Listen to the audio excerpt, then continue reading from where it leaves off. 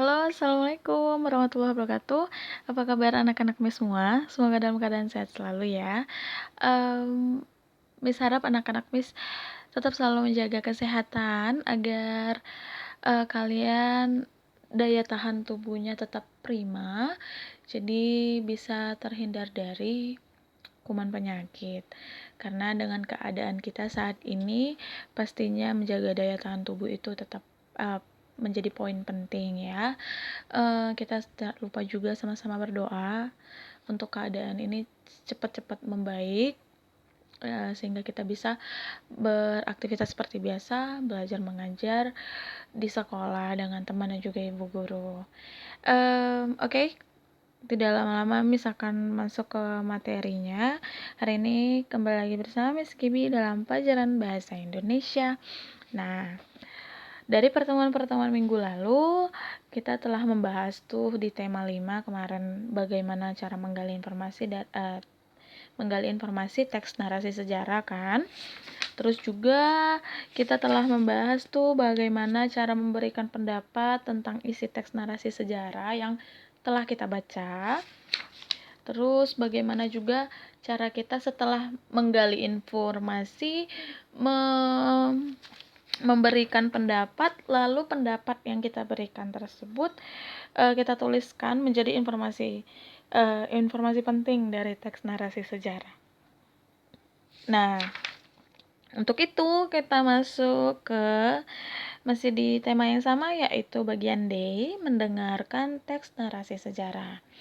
Nah, teks narasi sejarah itu disusun berdasarkan orientasi. Nah, orientasi itu apa, Miss? Yaitu bagian pengenalan. Jadi seperti pengenalan, tahap-tahap pengenalan awalnya. Urutan peristiwa yang disampaikan pastinya bagian pengenalan itu urutan peristiwanya disampaikan secara kronologis, dan reorientasi atau istilahnya itu seperti peninjauan kembali atau komentar penulis tentang peristiwa yang diceritakan. Ya. Nah, jadi bagaimana Miss mendengarkan teks narasi sejarah? Nah, kali ini kamu akan mendengarkan teks narasi sejarah. Lalu di saat kamu mendengarkan teks tersebut, dengarkan dengan sungguh-sungguh. Catatlah informasi yang penting dalam teks tersebut. Misalnya nih, informasi penting apa saja yang dari setelah kamu mendengarkan teks, yaitu judulnya, lalu ada tokoh-tokoh yang dibicarakan, terus ada tempat peristiwa itu terjadi, waktu peristiwa itu terjadi, serta konflik atau permasalahan yang sedang terjadi. Dengan kamu mencatat informasi-informasi tersebut, kamu akan lebih mudah dalam mengerjakan soal-soal yang diberikan. Nah, untuk itu, cobalah kamu mendengarkan. Bagi yang punya buku, mungkin kamu bisa mendengarkan teks yang Miss bacakan ini sambil membacanya juga dari buku kamu. Bagi yang tidak punya buku, bisa dengarkan teks yang Miss bacakan.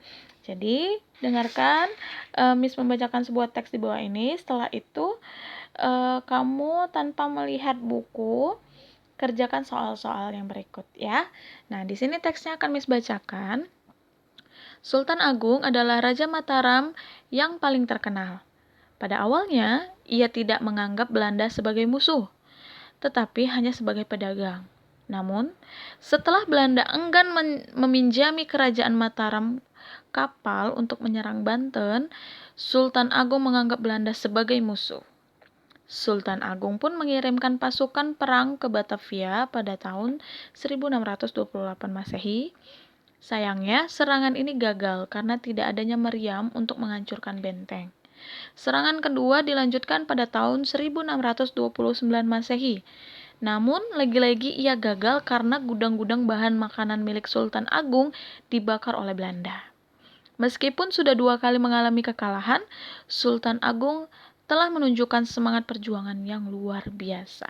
Oke, dari penggalan teks tersebut, kalian pasti telah menemukan tuh informasi pentingnya apa saja. Tokoh-tokohnya, terus tempat peristiwa itu di mana, terus juga waktu peristiwa itu ya, tadi Miss ada membacakan tentang tahun tahun di dalam teksnya. Nah, itu termasuk dari waktu. Terus konfliknya apa? Gitu. Konflik atau permasalahan yang terjadi. Nah, informasi-informasi itulah yang kamu cari dari teks yang kamu dengarkan. Setelah itu, anak-anak Miss bisa lanjut kuis di bawahnya, yaitu siapakah tokoh yang dibicarakan dalam teks? Tokohnya ada ya tadi yang ditulis. Jadi siapa saja tokoh yang di dalam teks itu kamu tulis gitu. Yang kedua, apa yang menyebabkan Raja Mataram melakukan perlawanan kepada Belanda?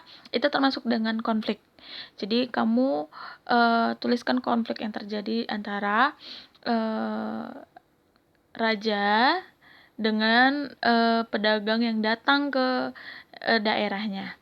Lalu yang ketiga, kemana Raja Mataram mengirimkan pasukan perang untuk melawan Belanda. Di situ juga termasuk dengan tempat peristiwa ya. Lalu bagaimana strategi Raja Mataram untuk melawan Belanda? Terus mengapa serangan Raja Mataram selalu gagal? Di situ ada juga tadi penyebabnya kenapa lagi-lagi Raja Mataram selalu gagal menyerang musuhnya. Oke? Sekian aja penjelasan Miss mengenai materi mendengarkan teks narasi sejarah. Jika ada yang tidak dimengerti, bisa langsung tulis di komentar, di kolom komentar atau WA pribadi Miss, dan kerjakan kuis ini di buku tulis kalian, ya. Jangan lupa buat soal dan jawabannya. Oke, assalamualaikum warahmatullahi wabarakatuh.